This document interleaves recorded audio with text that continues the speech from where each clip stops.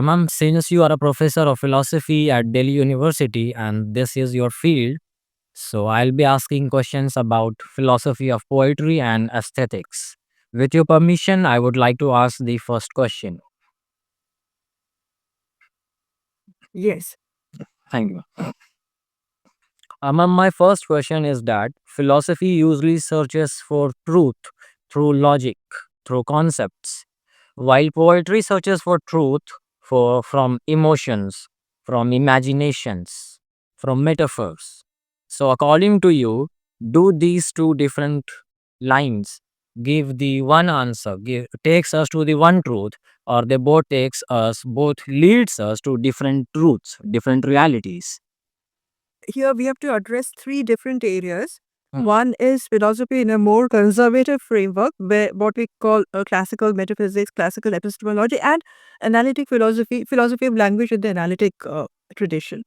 So there, you see, when they deal with the question of truth, they deal with the propositions, because it's propositions that have the property of being true. And there they deal with different theories. The dominant theories of truth are theory of correspondence, that truth is the correspondence between a proposition and a fact. And alternative theories like, okay, correspondence doesn't work, so truth has to be pragmatics. And another theory within that classical framework is, a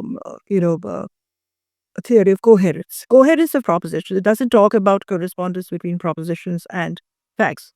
Got But still, within this framework, you see, they cannot go beyond propositions. Now, the second field is, there is a more a wider field of continental philosophy, where and also philosophy of aesthetics, because philosophy of poetry, philosophy of art, philosophy of aesthetics, these are also very kind of dominant areas within philosophy. And in continental philosophy, we have so many works of Heidegger on theory of art and many other philosophers. Even Wittgenstein's Tractatus, which is taken to be a hardcore analytic philosophy, Hmm. here there he talks, though very peripherally and very briefly, he touches upon ethics and aesthetics being unsayable, being ineffable. Oh. And they give explanations that why language, kind of bumps it into something which cannot be said in language. So they give arguments on that. So that is the second region. And the third region is poetry itself. Poetry itself, the practice of poetry, the practice of art, which is not a theory of poetry. Poetry and theory of poetry, whether philosophy of poetry or whether literary theory of poetry, which literature students learn, Yeah. that is not poetry. So there you see, if we try to answer the question from that third field, then you see truth will not be uh, truth will be something which is enacted. Now, in the second field, that is the field which talks about uh, poetry or art or aesthetics being unsayable, Hmm. they do not do poetry. Still, they are using propositions. They are using lots of theories. They're using propositions in order to say that, ultimately poetry cannot be captured in proposition. But to say that, they're using pages and pages of theories and theses and articles and books. They are not doing poetry. Philosophy of poetry and theory of poetry, they are not doing poetry. They are explaining that why it is unsayable, but they are saying it in terms of proposition. It is only poetry or the practice of poetry which has to enact poetry to through saying more and say where the unsayable gets embedded. Okay, ma'am. I can talk a little bit, if you wish, I can talk a little bit to illustrate more about why, poetry becomes poetry or poetic appreciation ultimately becomes unsayable. This is because you see, I mean, very simply to say, I mean, not going into many examples, Hmm. that poetic appreciation needs, is in poetry, the mechanism poetry is a fusion of word and meaning. And I mean, to take one example, the example which actually Tagore, Rabindranath Tagore, is given in a particular essay called Fact and Truth. Fact and Truth. Yeah, I read. There he says that by truth, by truth, it means the truth of fine arts, the truth of poetry. And there he says that truth is unsayable. Why? Because very simple reason is this, that because poetry consists in the fusion of word and meaning. For example, he illustrates that particular very well-known poem by Keats, that is Ode to the Grecian Urn. There he says that, I mean, all the people, the students of literature, the scholars of literature, they know about this, that it is written in a particular format which is called iambic pentameter, and that consists in, juxtaposition of stressed syllable with unstressed syllable, and also alliterations. Alliterations both of the wire and the consonant.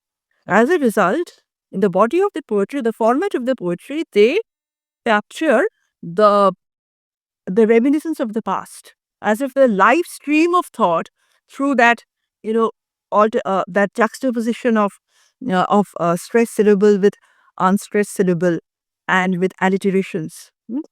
That that agonistic development of thoughts, uh, that gets actually embodied in the body of poetry. So there you cannot separate between between language and the meaning. So they get seamlessly blended together. Now the thing is that there are so many theories about, okay, how the iambic pentameter work, what is exactly alliterations, but you can have lots and lots of propositions on what alliterations are. You can have lots and lots of propositions of what iambic pentameter is, but these propositions or these mechanisms, they won't be ultimately able to capture that rasa of poetic appreciation. Because again, I repeat that very simple point, that to talk about the fusion between word and meaning, you have to use that mechanism of fusion itself.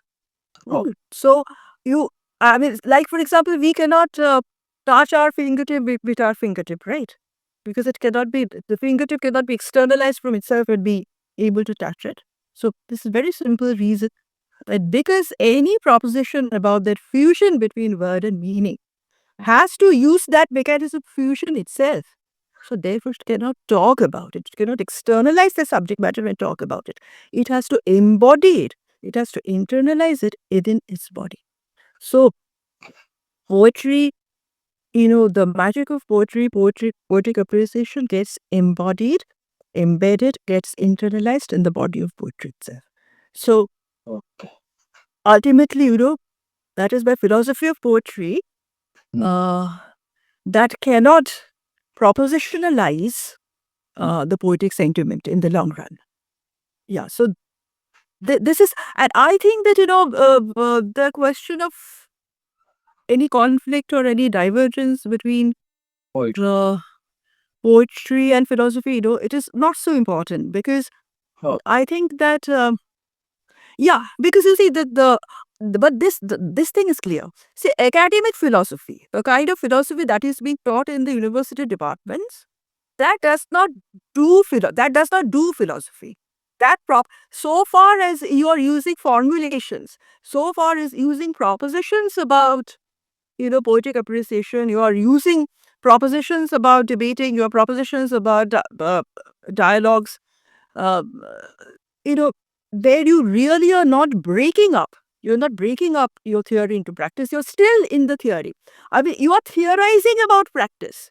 You're theorizing about how theory breaks into practice, but you are not practicing. In the long run, you see, academic philosophy does not break into practice.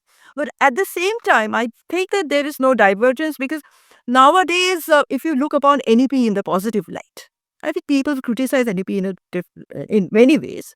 But if you are optimistic, and if you look upon it in a positive light, you can look upon the skill-based courses. That is the term they have used.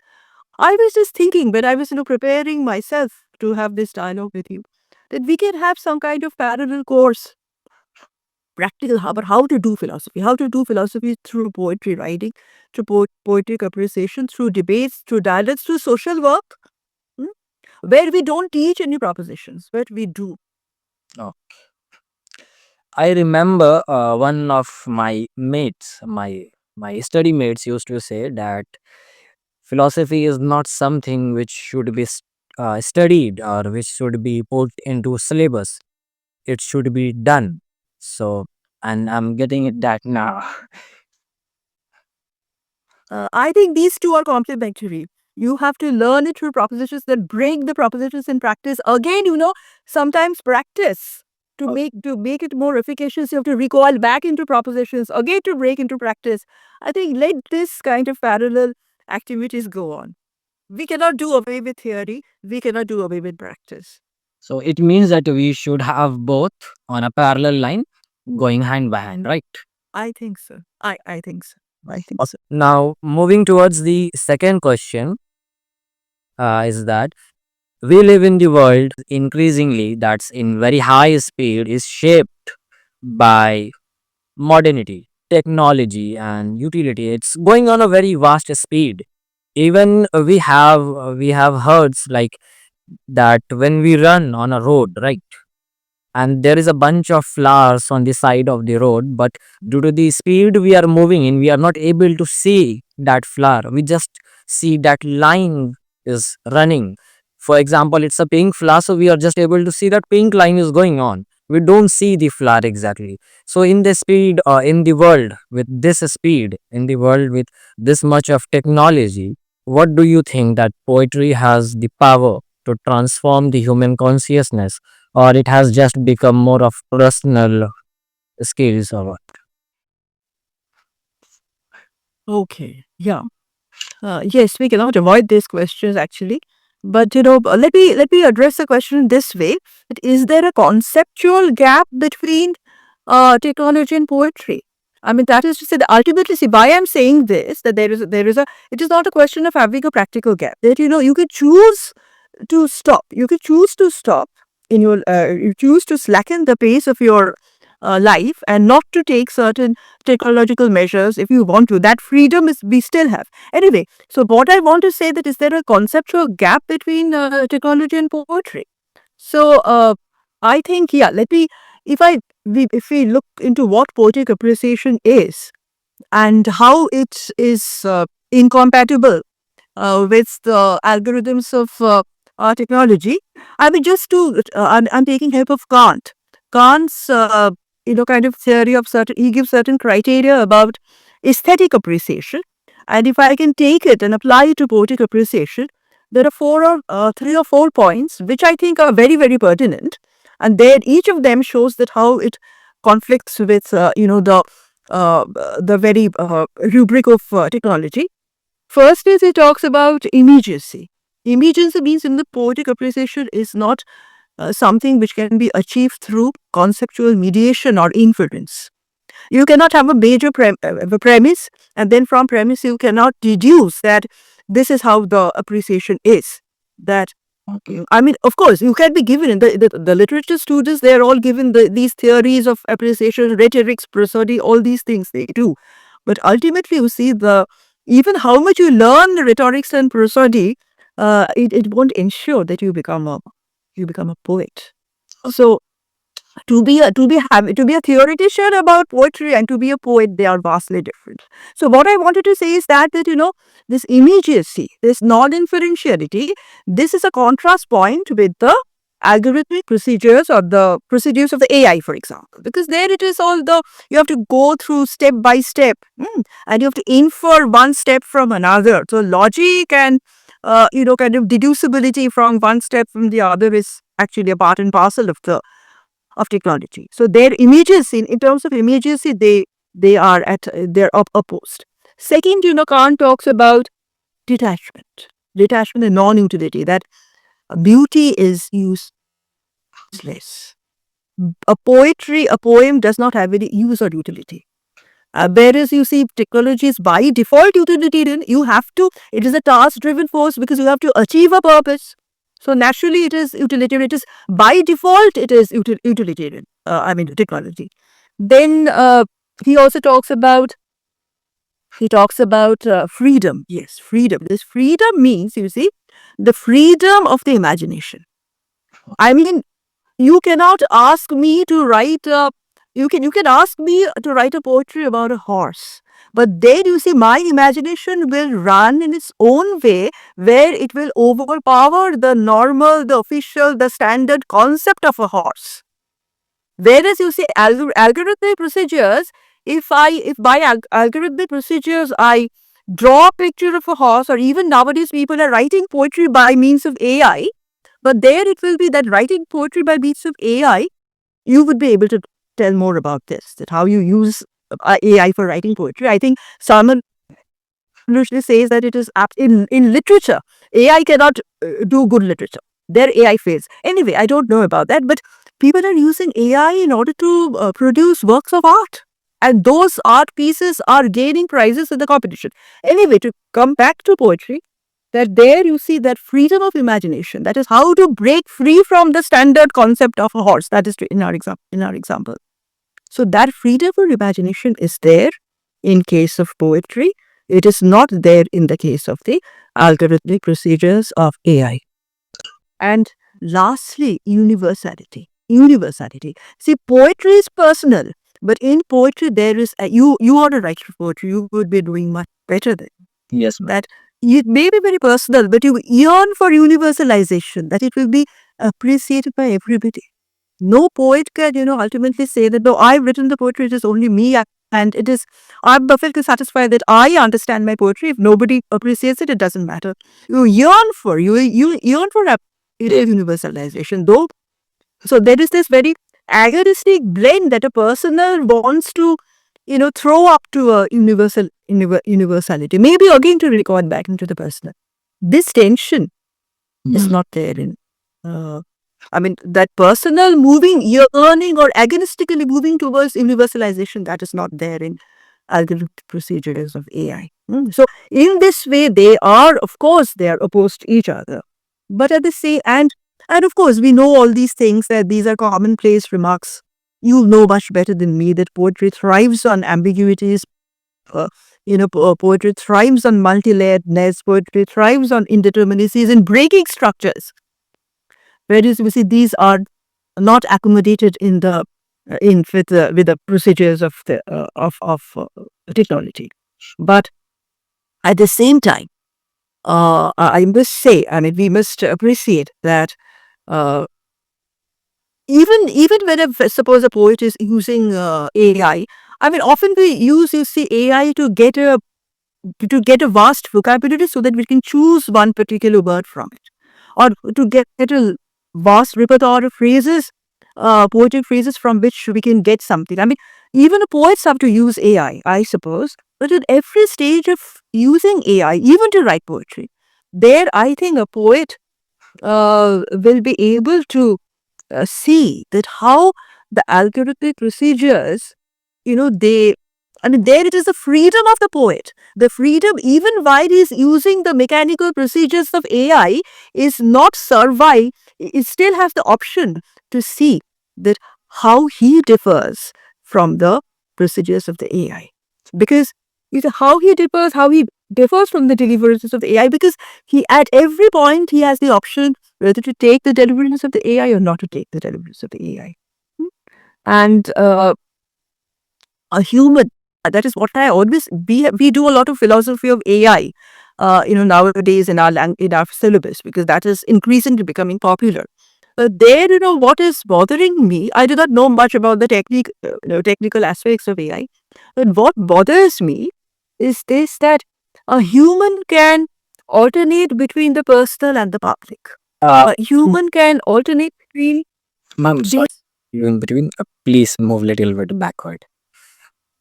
Oh, I'm so sorry. I usually get carried away when I talk. So, yeah. So you see, yeah, as I was telling you, that we have the option to oscillate between between being personal and being public. Engaging or being very deterministic, and alternative not being deterministic. Being perspectival, or being neutral. We are free to oscillate between these. But I do not know whether you can command a machine to oscillate between these. Or even if you command the machine that, look, you now give me a very perspective centric, very subjective, narration of this flower. Okay, he gives. Then I ask him that, okay, now you make it very neutral.